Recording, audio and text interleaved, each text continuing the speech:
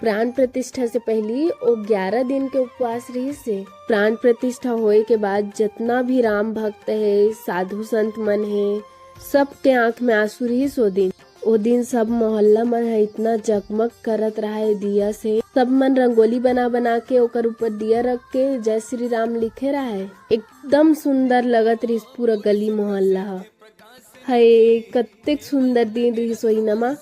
त तुमन का करे रहो माँ ओ दिन? हमन तो पूरा चौक पूरे रहे, अंगना में दिया जलाए रहे, एकदम देखे के लायक रही से। काश महू देख पाते माँ ओ दिन ला। सब तोरेज गलती है माँ, ते थोड़ा जल्दी शादी नहीं कर सकत रहे।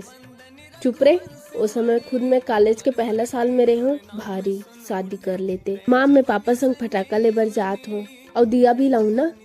तान वैसने सजाबो ना माँ जैसे ओ दिन सजे रही सोही। हाँ ले जा।